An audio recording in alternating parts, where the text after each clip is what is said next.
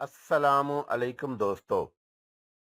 शायर जिन्नात नगरी के दो जिन्नों शायर और काराका की पुर इसरार कहानी। एक खैर का परतू था और दूसरा शर का मुजस्समा। दोस्तों, कहानी में आगे बढ़ने से पहले मेरी आप दोस्तों से गुजारिश है कि चैनल को सब्सक्राइब करें और बेल के आइकॉन को दबाएं ताकि आने वाली वीडियो का नोटिफिकेशन आपको बर वक्त मिले। मैं तुम्हें अपने बारे में तफसील से बताता हूँ।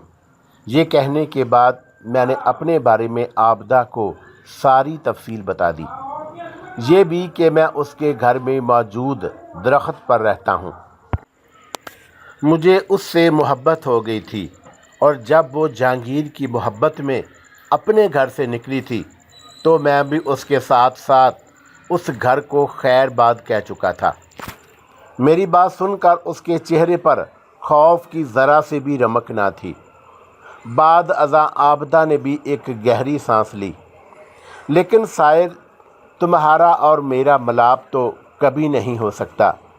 कभी सुना है किसी जिन्नज़ात और इंसान का मिलाप हुआ हो? जानता हूँ, मैंने रिसानियत से कहा। इसके बावजूद मुझसे मोहब्बत करते हो? आबदा ने मेरी तरफ देखा। हाँ, मैंने बेसाख्ता कहा और फिर हमारे दरमियान खामोशी छा गई। उस गुफ्तगू के दौरान हम काफ़ी दूर निकल आए थे। मैंने कार के डैशबोर्ड पर रखी घड़ी पर वक़्त देखा तो इस वक्त रात के 9:15 बज रहे थे। शायर, तुम्हारा बेहद शुक्रिया कि तुमने मेरी इज्जत बचाई, आबदा ने खामोशी को तोड़ते हुए कहा। अगर तुम ना होते तो शायद मैं शकूरन बाई के अड्डे पर होती और ना जाने मेरे साथ क्या होता। शुक्रिया की कोई बात नहीं, मैंने ज़ेरे लब मुस्कुराते हुए कहा। मुझे तो खुशी इस बात की है कि तुम्हें जहांगीर की असलियत मालूम हो गई। अगर वो कभी मुझे मिल गया ना तो मैं उसे इबरतनाक सज़ा दूंगा ताकि वो इबरत पकड़े और आइंदा किसी भी लड़की को वरगलाने से पहले अपने अंजाम के बारे में 1000 बार सोचे। वो सर झुकाकर खामोश हो गई। कुछ ही दूर जाने के बाद मुझे एक होटल दिखाई दिया तो मैंने कार एक साइड पर रोकते हुए आबदा से कहा, तुम्हें भूख लग रही होगी, मैं तुम्हारे लिए कुछ खाने को लाता हूँ।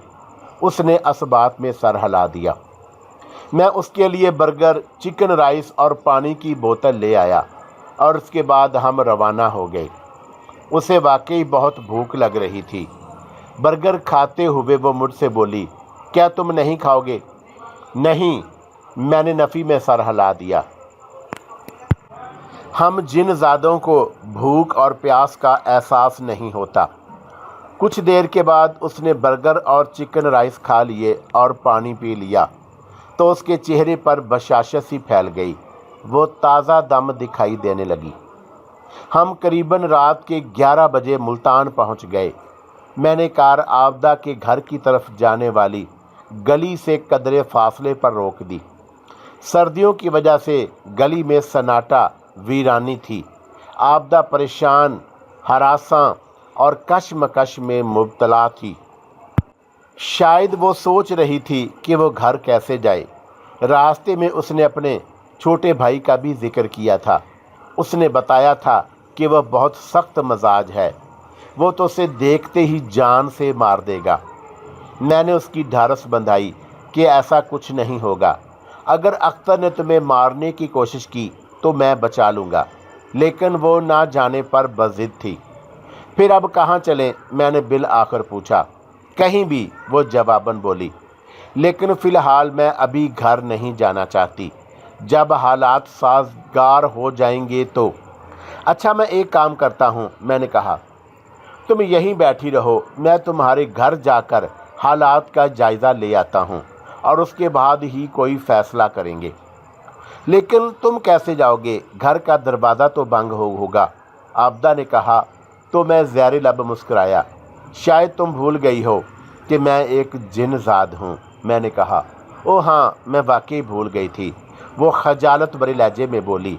लेकिन फिर भी एहतियात करना। मैंने असबात में सर हिला दिया। तुम भी एहतियात करना, कार से बाहर मत निकलना।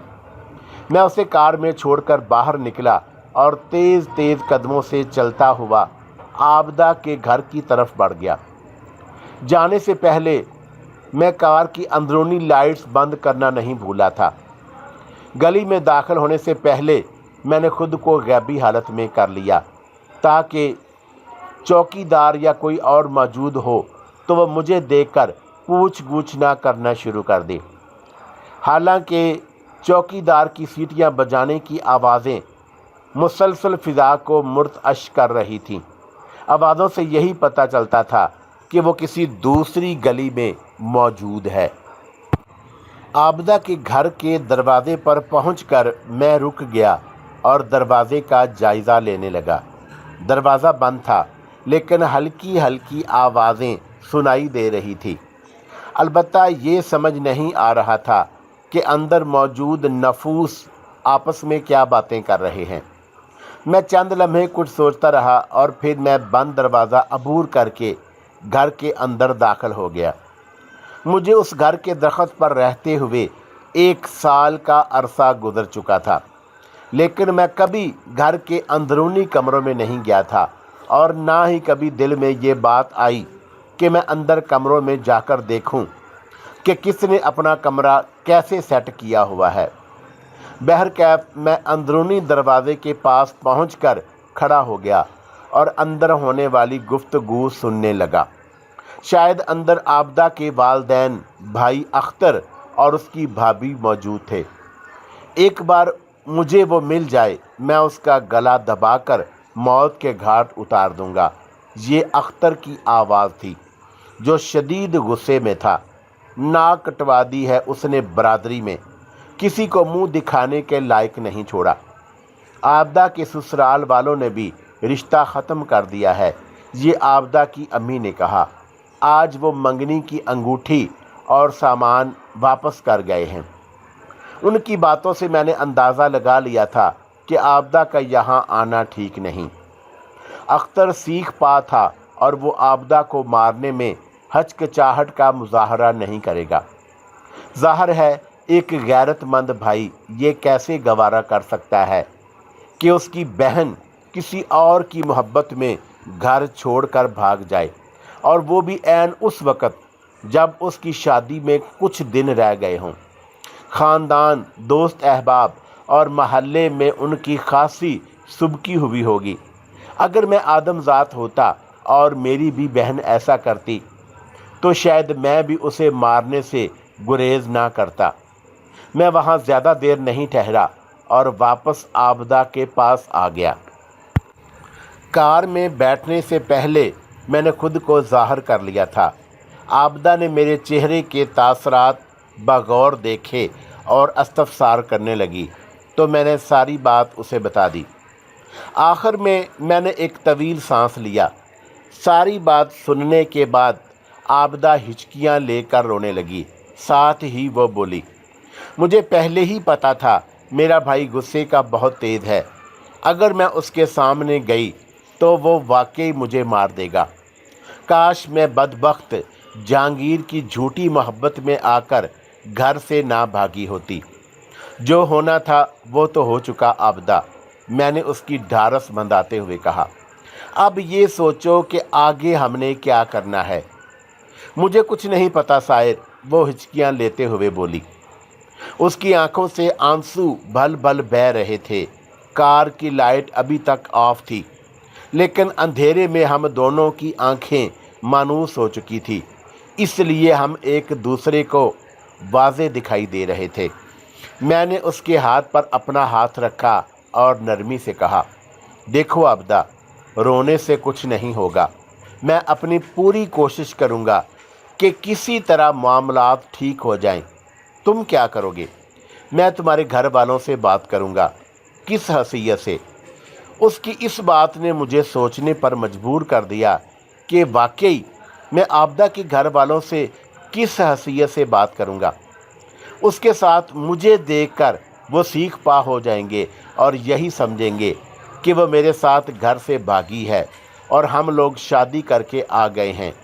इंसान की सोच पर पहरा तो नहीं लगाया जा सकता। वैसे भी इंसान बहुत जल्दबाज वाक़या हुआ है और कोई भी कदम पूरी बात सुनने से पहले ही अपना फैसला सादर कर देता है या मरने मारने पर तुल जाता है। अख्तर का भी कोई भरोसा नहीं था। मुझे देखकर उसकी गैरत जाग जाएगी और वो मुझे मारने की कोशिश करेगा। मैं अपने बारे में बताकर खुद को जिन्नजात ज़ाहिर नहीं करना चाहता था। मैं तो आबदा को भी ना बताता, लेकिन उसकी ज़िद की वजह से मजबूरन अपना राज अफशां करना पड़ा। दफ़तन शीशे पर दस्तक हुई तो मैंने बेइख्तियार चौंक कर बाहर की तरफ देखा। वो चौकीदार था और उसने डंडे की नोक से शीशा बजाया था। मैं उस चौकीदार को जानता था। उसका नाम अब्दुल जब्बार था और वो उधेड़ उम्र होने के बावजूद खासा तनुमंद और चाको चौबंद दिखाई देता था।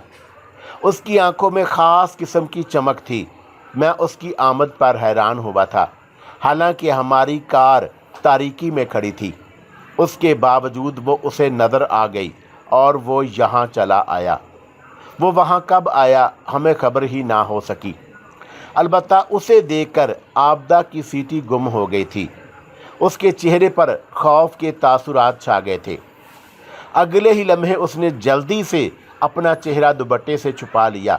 अब उसकी सिर्फ आंखें ही दिखाई दे रही थीं।